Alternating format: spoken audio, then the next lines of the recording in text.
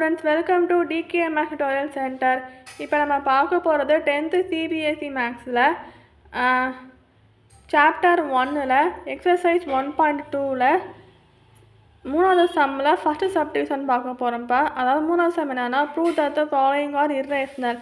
அதாவது 1/√2ங்கிறது இர்ரேஷனலானு ப்ரூவ் பண்ணணும்.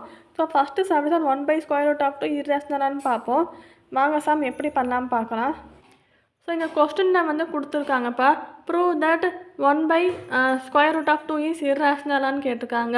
இப்போ சொல்யூஷன் போல் லெட்டர்ஸ் அஸ்யூம் தட் 1/√2 இஸ் ரேஷனல்னு அஸ்யூம் பண்ணிக்கணும்.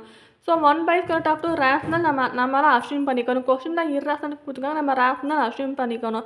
இப்போ 1/√2 a/bன்னு எழுதுகிறோம். அதாவது a/b நம்மளாம் அஸ்யூம் பண்ணுறோம்.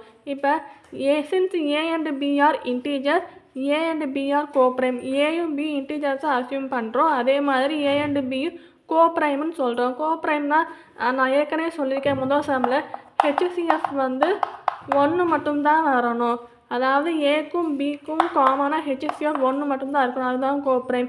So b not equal to 0 அப்படின்னு எழுதணும். ஸோ எழுதிட்டு so b is equal to இப்போ 1/√2 a/bன்னு போட்டிருக்கோமா. இப்போ b இஸ் ஈக்குவல் டுன்னு போட்டு ஸ்கொயர் ரூட், அதாவது b இஸ் ஈக்குவல் டு இது ரெண்டையும் கிராஸ் மல்டிப்ளை பண்ணுறோம். ஸோ b × 1 b, அதே மாதிரி √2 × a √2, b × 1 bன்னு போடணும். இந்த √2 × a √2a அப்படின்னு வரும். இப்போ √2 மட்டும் இந்த சைடு வச்சுக்கிட்டு b இந்த சைடு வச்சுக்கிட்டு b/a, இந்த a கீழே போனால் டிவைட் வரும். ஸோ b/a √2ன்னு போடுறோம்.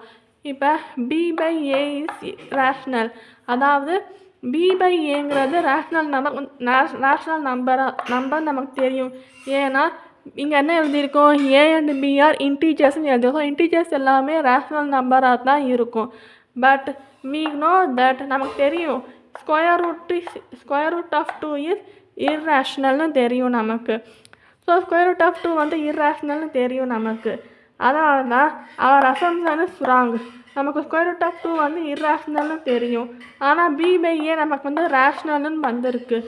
ஏன்னா b/a வந்து இன்டீஜர்ஸை அஸ்யூம் பண்ணுறோம். ஆனால் √2ங்கிறது b/a ஈக்குவல் டு √2ன்னு எழுதியிருக்கோம். ஆனால் இது வந்து தப்பு. ஏன்னா b/a வந்து ரேஷனல், √2ங்கிறது இர்ரேஷனல். ஸோ அவர் அசம்ஷன் இஸ் ராங்குன்னு போட்டு நம்ம இங்கே assume that 1/√2 is rational assume பண்ணிக்கோம். இது வந்து ராங் அசம்ஷன். ஸோ கொஸ்டினில் கொடுத்துருக்க மாதிரி 1/√2 இஸ் இர்ரேஷனல், அதுதான் இதுதான் கரெக்டு. So hence